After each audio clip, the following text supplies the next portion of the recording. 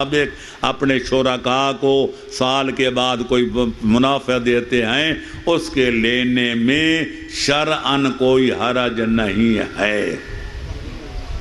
البتہ جو آپ قرضہ لیتے ہیں اور وہ ٹھونک بجا کر آپ سے سود لیتے ہیں، وہ قرضہ لینا بھی حرام ہے تے دینا بھی حرام ہے۔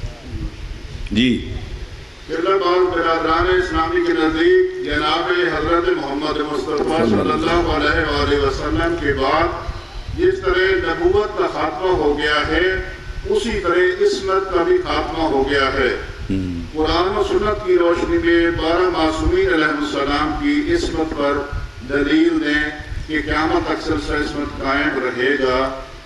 عجیب ہے، اسے کہتے ہیں الٹا چور کوتوال کو ڈانٹے۔ یہ مجھے بتائیں، میرے سنی بھائی بھی بیٹھے ہیں، کچھ مجھے پتہ ہے کہ شیعہ تو باہر کا بیٹھے ہیں، ایک آدمی دعویٰ کرتا ہے، دوسرا اس کا انکار کرتا ہے یا اقرار، وہ تو بعد کی بات ہے۔ ثبوت بذمہ مدعی ہوتا ہے یا مدعی ثبوت پیش کرتا ہے؟ بولے نا، اگر جاگ رہے ہیں تو باقی میں تو سمجھتا ہوں آپ جاگ رہے ہیں۔ ڈاکٹر کا خیال ہے کہ کوئی حضرات اونگ رہے ہیں، تو لہذا ہمیشہ جو دعویٰ کرتا ہے ثبوت اس کے ذمے ہوتا ہے۔ جو کہتے ہیں کہ جب پیغمبر اکرم کی رسالت ختم ہو گئی، آپ خاتم الانبیاء والمرسلین ہیں، اس پر تو قرآن کی آیت موجود ہے، ما کان محمد ابا احد من رجالکم ولکن رسول اللہ و خاتم النبیین۔ اللہ نے بھی آپ کو خاتم الانبیاء کہا، اور پیغمبر اکرم بھی فرماتے ہیں انا خاتم النبیین لا نبی بعدی، میں وہ نبی ہوں کہ میرے بعد نبوت کے دروازے پہ تالا لگ گیا، اب قیامت تک میرے بعد کوئی نیا نبی نہیں آئے گا۔ ثبوت مل گیا نا کہ ہم پیغمبر اکرم خاتم الانبیاء ہیں۔ میں پوچھنا چاہتا ہوں، جو دعویٰ کرتے ہیں کہ پیغمبر کی رسالت بھی ختم ہو گئی، عصمت بھی ختم ہو گئی، ان کو چیلنج کرتا ہوں، سارے قرآن سے ایک جملہ مجھے دکھا دیں یا پورے دفتر احادیث میں سے سیاستہ میں سے ایک روایت دکھا دیں کہ جس میں نبی اور علی نے کہا ہو یا کسی ہمارے نبی پر نبوت بھی ختم ہو گئی تھی، عصمت بھی ختم ہو گئی۔ جب قیامت تک کوئی ایسا پیش نہیں کر سکتا تو ماننا پڑے گا کہ عصمت ختم نہیں ہوئی۔ ان کا دعویٰ یہ ہے عصمت خاصہ انبیاء است، نبی صرف معصوم ہوتے ہیں، ان کے علاوہ کوئی معصوم نہیں ہوتا۔ لہذا جب نبوت ختم ہو گئی، عصمت ختم ہو گئی، میں کہتا ہوں یہ فارمولہ ہی غلط ہے۔ یہ کہنا کہ نبوت جو ہے، عصمت جو ہے نبوت کا خاصہ ہے، میں ان سے پوچھنا چاہوں گا جناب مریم معصومہ تھی یا نہیں؟ خدا فرماتا ہے یا مریم ان اللہ اصطفاک و طہرک واصطفاک علی نساء العالمین۔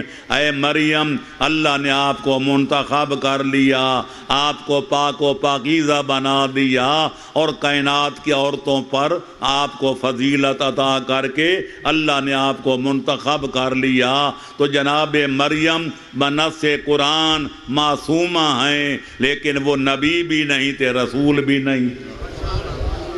وہ فارمولہ کی در گیا کہ نبو عصمت خاصہ انبیاء است، کہ معصوم صرف نبی ہوتے ہیں، یا نہ کوئی قرآن کی آیت ہے کہ نہ کوئی پیغمبر کی روایت ہے۔ یہ کھوکھلا دعویٰ ہے جو قرآن کے بھی خلاف ہے، مصطفیٰ کے فرمان کے بھی خلاف ہے۔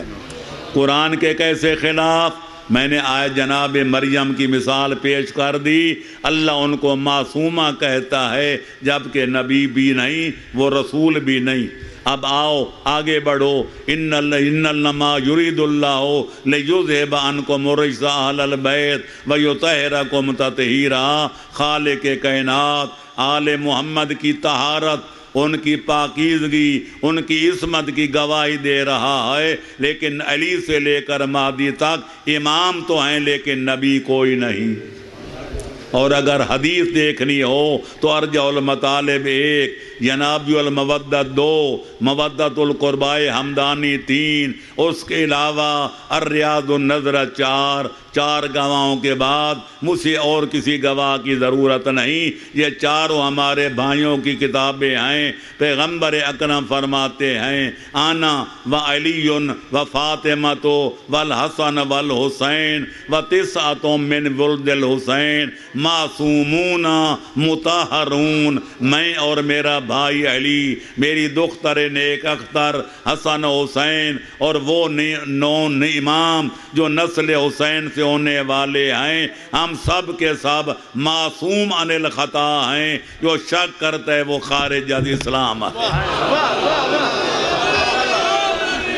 یا علی یا علی، نعرہ تکبیر، اللہ اکبر، نعرہ رسالت، یا رسول اللہ، نعرہ حیدری۔ یا علی۔ میرا سوال یہ ہے کہ کاسمیٹکس کا سامان جو خواتین استعمال کرتی ہیں اور ان سے چہرے میں نکھار آتا ہے اور جلد کی رنگت تبدیل ہو جاتی ہے، تو کیا ایسی کریم کی موجودگی میں وضو اور غسل صحیح ہے یا نہیں؟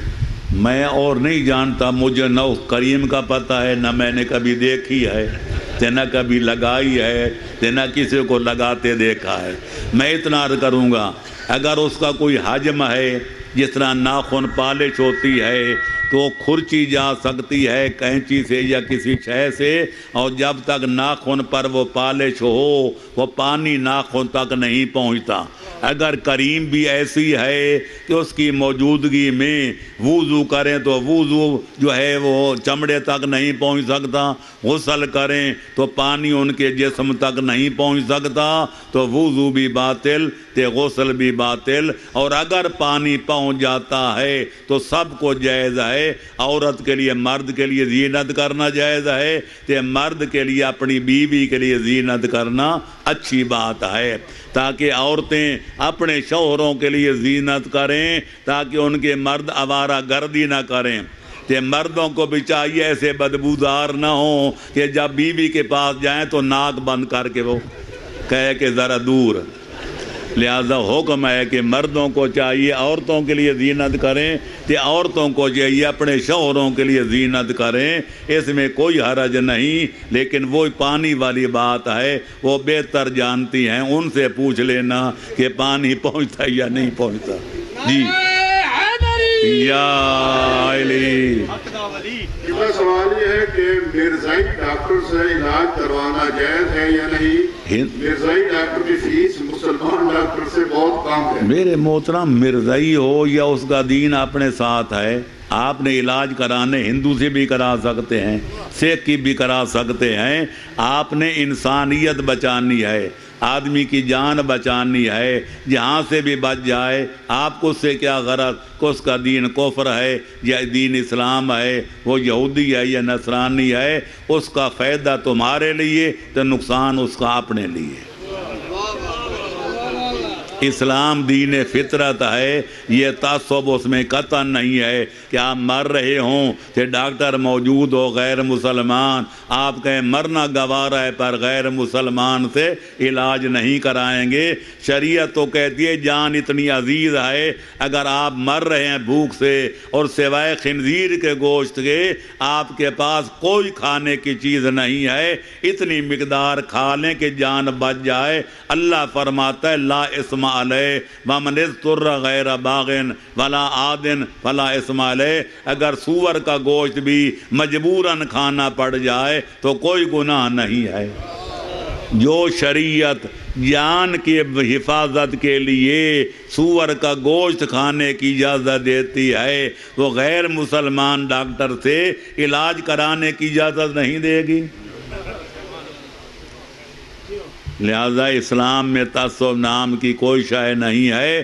شجر ہے فرقہ آرائی، تعصب ہے ثمر اس کا، یہ وہ پھل ہے جو جنت سے نکلواتا ہے آدم کو۔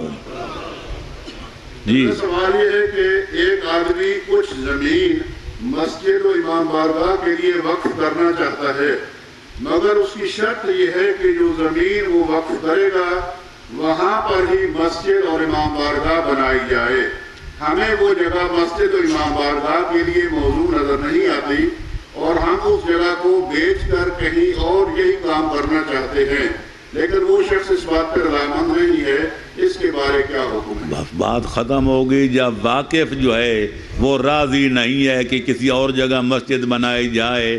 ہمارا تو ایوب کے دور میں مطالبہ بھی یہی تھا۔ آج قائد صاحب کہہ رہے تھے کہ ہم نے سب سے پہلا قائد جو تھا 1964 میں ہم نے کراچی کے امام بارگاہ رضویہ میں 300-400 علماء نے اکٹھے ہو کر جناب خطیب اعظم حضرت مولانا سید محمد دہلوی کو قائد چنا تھا۔ اس وقت ہمارے مطالبات 3 تھے کہ وقف جو ہے ہمارے حکومت نے اپنے قبضے میں لیے ہیں ان کو واپس کیا جائے تاکہ وقف کو منشأ واقف کے مطابق صرف کیا جائے۔ نمبر 2، ہمارے شیعہ بچوں کو ہماری شیعہ دینیات پڑھائی جائے، دوسری دینیات ان پر مسلط نہ کی جائے۔ اور تیسرا مطالبہ یہ تھا عزاداری سید الشہداء پر جو ناروا پابندیاں حکومت لگاتی ہے ان کو ختم کر کے عزاداری منانے کی ہمیں کھلی چھٹی دی جائے۔ تو لہذا جب ہمارا مطالبہ یہ ہے کہ منشأ واقف کے مطابق صرف کرنا چاہیے، تصرف کرنا چاہیے، مالک جو دینے والا ہے وہ کہتے ہیں یہیں بنے اور وقفی جگہ کر دی۔ اب وقف جگہ کو بیچنے کا کس کو حق ہے یا تبدیل کرنے کا کس کو حق ہے؟ البتہ مالک سے کہہ سکتے ہیں جو واقف کرنے والا ہے کہ خدا کے لیے یہ جگہ وقف نہ کرو، ہمیں فلانی جگہ سے دے دو، لیکن اگر وہ جگہ وقف کی ہے اس میں تغیر تبدل کرنے کا مالک کو بھی حق نہیں ہے۔ تیر کمان سے نکل جائے تو پھر واپس نہیں آ سکتا۔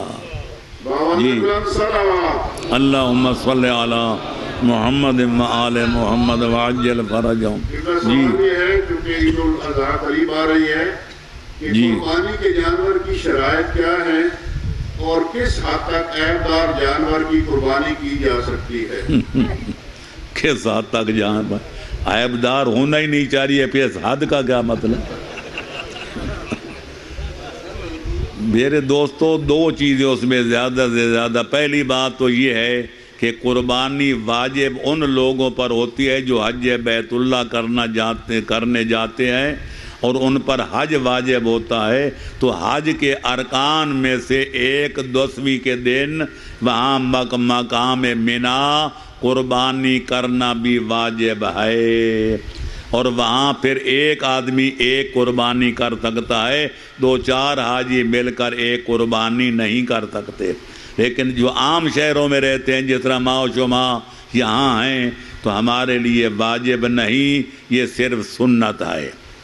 اچھا، اور اگر سنت سمجھ کے کرنا چاہیں، مہنگائی کا دور ہے تو لہذا ایک گھر کے جتنے آدمی ہیں اتنی قربانی کریں تو افضل ہے، سارے گھر والے مل کے ایک قربانی کریں تو جائز ہے، ایک گھر والے نہ کریں 2 گھر مل جائیں تو بھی جائز ہے۔ دال کو پانی دیتے جائیں وہ پتلی ہوتی جائے گی لیکن دال تو پھر بھی رہے۔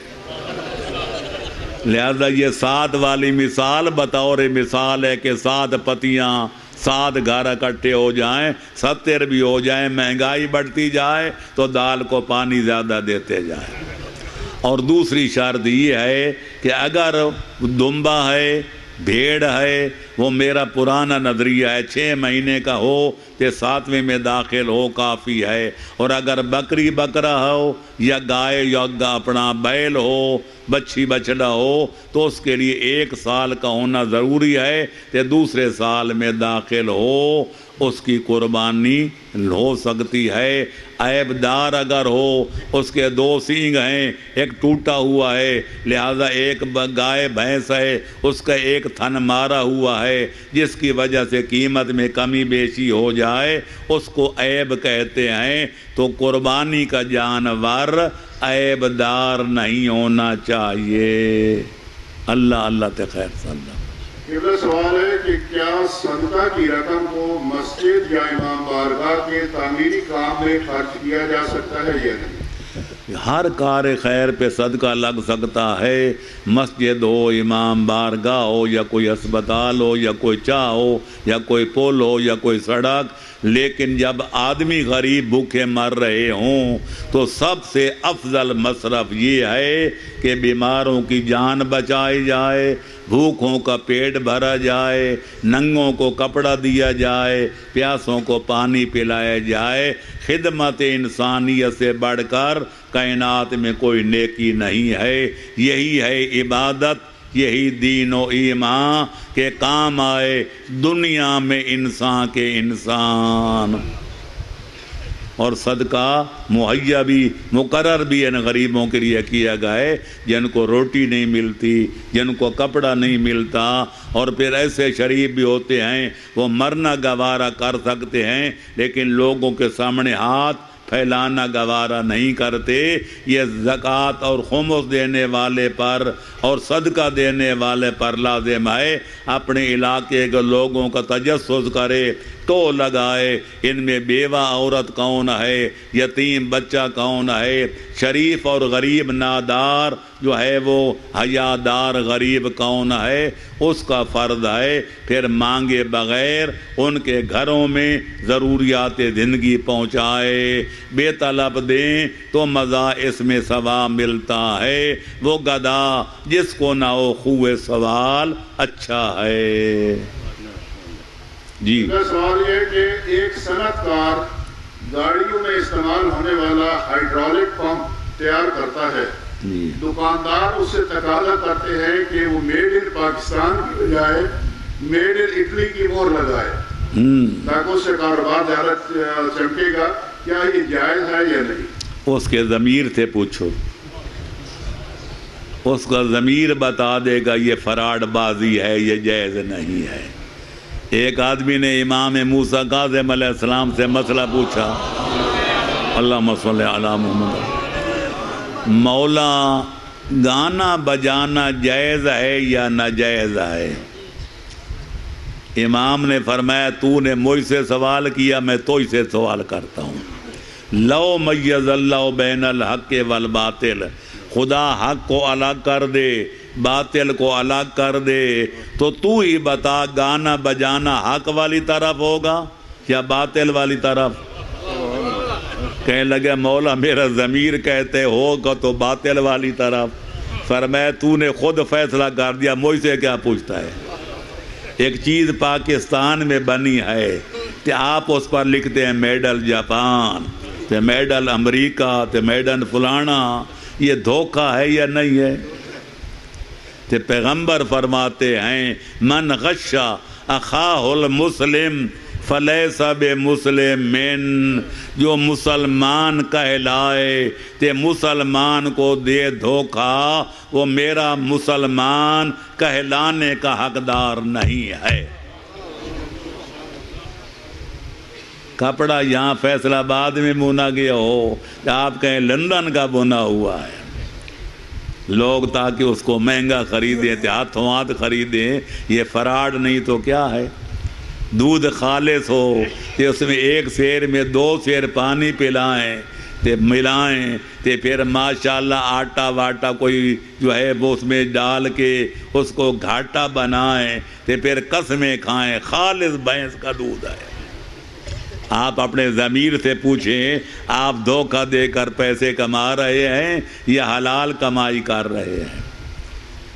رات کو دودھ جمائیں تے ماشاءاللہ 2 سیر ڈالڈا بھی لا کر اس میں ڈال دیں تے صبح ماشاءاللہ مدانی مار کے دودھ گھی نکالیں تے لوگوں کو خدا حاضر ناظر ہے، خدا کی قسم خالص گائے کا دودھ مکھن ہے، اس کو کون بتائے کہ 1 سیر میں 2 سیر ڈالڈا ہے؟ یہ دھوکہ دینا مسلمان کا کام نہیں ہے۔ جو مسلمان ہے وہ دھوکہ باز نہیں ہوتا، جو دھوکہ باز ہوتا ہے وہ مسلمان کہلانے کا حقدار نہیں ہے۔ بازار میں جو مچھلی دستیاب ہوتی ہے اس میں حلال اور حرام مچھلی ایک ہی تیل میں پکائی جاتی ہے، پکی ہوئی مچھلی، تو کیا اس بنا پر ان ہوٹلوں پر مچھلی کھانا جائز ہے یا نہیں؟ بڑا ضرورت کا مسئلہ ہے جی۔ کئی دفعہ پوچھا گیا ہے. بات یہ ہے میرے دوستو، پہلے یہ ذہن میں رکھ لیں کہ ہمارے مذہب میں ملی مچھلی کھانا حرام ہے، لیکن وہ نجس نہیں ہے. مٹی کھانا حرام ہے یا جائز؟ حرام. لیکن طاہر بھی ہے، مطہر بھی ہے. خود بھی پاک ہے تے نجس شے کو پاک کرتی بھی ہے. آپ کے قدموں پر، آپ کے جوتے پر کوئی نجاست لگی ہوئی ہو تے 15-20 قدم چلیں زمین پر تے نجاست دور ہو جائے، آپ کا جوتا پاک ہو جائے گا یا پاؤں کا تلوا پاک ہو جائے گا. تو زمین پاک بھی ہے، پاک کنندہ بھی ہے، پر کھانا اس کا حرام ہے. اسی طرح ملی مچھلی جو ہے، چوہا ہے، بلی ہے، باقی جو حرام جانور ہیں، ان کا جسم پاک ہوتا ہے، کھانا حرام ہوتا ہے. نجس العین، جن کا جسم بھی نجس ہے، وہ 3 چیزیں ہیں: ایک کافر، دوسرا کتا، تیسرا خنزیر. ان کا کھانا بھی حرام ہے، ان کا جسم بھی نجس ہے. کتا جس چیز کو مس کر جائے یا منہ ڈال جائے وہ چیز پلید ہو جاتی ہے. سور کا بھی یہی حکم اور کافر کا بھی یہی حکم. تو نتیجہ یہ نکلا ملی مچھلی کا کھانا حرام ہے، لیکن وہ نجس نہیں ہے. لہذا ایک تیل میں اگر پکائی جائیں تو وہ ڈبرا ہے چھلکا دار، وہ ہے حلال. ملی مچھلی کا کھانا ہے حرام، لیکن تیل ایک میں اگر پک جائیں تو ملی مچھلی کی وجہ سے وہ تیل نجس تو نہیں ہوگا. جب نجس نہیں ہوگا تو ڈبرے کا کھانا جائز ہوگا، ملی مچھلی کا کھانا حرام ہوگا. حلال حلال رہے گی، حرام حرام رہے گی. بظاہر تو یہی حکم ہے. جی میرا سوال ہے کہ صحن امام مسجد پر صرف کرنے کے لیے مجتہد سے اجازت لینا ضروری ہے یا اپنے طور پہ خرچ کیا جا سکتا ہے؟ میرے محترم، عام فتویٰ یہ ہے جو مقام امام ہے وہ غیبت امام کے دور میں مجتہد جامع شرائط تک پہنچانا چاہیے، یا اس کے اجازت سے کسی دینی کام پر کسی جائز مصرف میں صرف کرنا چاہیے. لیکن میری ناجائز جو ہے ناچیز تحقیق یہ ہے کہ سامع سادات تو بہرحال سادات کا حق ہے. جو سید ہو، مومن ہو، سال کے اخراجات نہ رکھتا ہو، اس کا مال ہے، وہ کسی کو ہبہ کر دے، اس کی مرضی، ورنہ یہ حق کے سادات ہے. اور باقی رہ گیا سامع امام، ہر اس کام میں صرف کرنا جائز ہے جس کے بارے میں آدمی قسم کھا کے کہہ سکے کہ میرا امام زمانہ یہاں پیسہ لگانے پر راضی ہے. اگر ایک ایسی جگہ ہے جہاں چند مومن رہتے ہیں لیکن ان کے پاس مسجد کوئی نہیں ہے، تو ہیں سارے غریب، اپنی ان کی جیب اجازت نہیں دیتی، ان کے اپنے کچے پکے مکان ہیں، وہ مل جل کر بھی اللہ کا گھر نہیں بنا سکتے. ایسے حالات میں اگر سامع امام مسجد بنائی جائے تو امام راضی ہوں گے، امید ہے ناراض نہیں ہوں گے. ایک غیر سید بیمار ہے، مومن ہے، بیمار ہے، ایڑیاں رگڑ رہا ہے، اس کے پاس ڈاکٹر کی فیس ادا کرنے کی بھی طاقت نہیں، اس کی جان بچانے کے لیے سامع امام سے فیس ادا کی جائے، اس کا علاج کرایا جائے، یقیناً امام زمانہ راضی ہوں گے. ایک عورت کی بچی بوڑھی ہو رہی ہے، اس کے پاس اس کے ہاتھ پیلا کرنے کی طاقت نہیں ہے، نہ کپڑا لے سکتی ہے، نہ کوئی جہیز، نہ کوئی مہمانوں کو کھانا کھلا سکتی ہے، تو اس کی بچی کی شادی کرا دی جائے اور چند روپے سامع امام سے خرچ کر دیے جائیں، امام ناراض نہیں ہوں گے، یقیناً راضی ہوں گے. لہذا آدمی کو اطمینان ہونا چاہیے. اگر مجھ سے اجازت نہ بھی لے تو میری نظر میں اس کا تصرف کرنا جائز ہے، بشرطے کہ مالک کو اطمینان ہو میں ایسی نیک نیتی سے ایسی جگہ پیسہ لگا رہا ہوں جہاں امام زمانہ یقیناً راضی ہوں گے. یہ ضمیر کا مسئلہ ہے. آدمی کو اطمینان ہے تو وہاں خرچ کر سکتا ہے، اطمینان نہ ہو تو پھر آدمی وہاں خرچ نہیں کر سکتا۔ اللہم صلی علی محمد وعلی محمد۔ اگر کوئی شخص جل کر مر جائے، اس کا تمام جسم بھی جل جائے تو اس کو غسل دیا جائے گا یا تیمم کرایا جائے گا؟ جب اس کا جب جسم جل چکا ہے، اس کی کھال اتر چکی ہے، پانی سے دھوئیں گے تو اور جو باقی کسر ہے وہ بھی نکل جائے گی۔ ایسی آدمی کو مٹی کے ساتھ تیمم بدلے غسل دیا جائے گا، غسل ساقط ہو جائے گا۔ سوال ہے کہ جناب سیدہ سلام اللہ علیہا کا حق کی مہر کتنا مقرر ہوا تھا جو کہ پاکستانی کرنسی میں کتنا بنتا ہے؟ ہاں، یہ بیان یہ جو لوگوں میں مشہور ہے، لاکھوں روپے خرچ کرتی ہیں شادیوں پر، جب حق مہر کا سوال ہو تو کہتے 105 107 125۔ آج تک میں نے جتنا پڑھا لکھا ہے، مطالعہ کیا ہے، حدیث بھی ہے، شنید بھی ہے، سب کچھ ہے، آج تک مجھے ایسی حدیث میری نظر سے نہیں گزری جس میں یہ حد بندی ہو کہ ویسے تو لاکھوں روپے اڑاؤ لیکن جب بیوی کو دینے کا وقت ہے تو 105 روپے سے زیادہ نہ دینا۔ سنت ہے یہ، سنت بلکہ خود ساختہ سنت ہے۔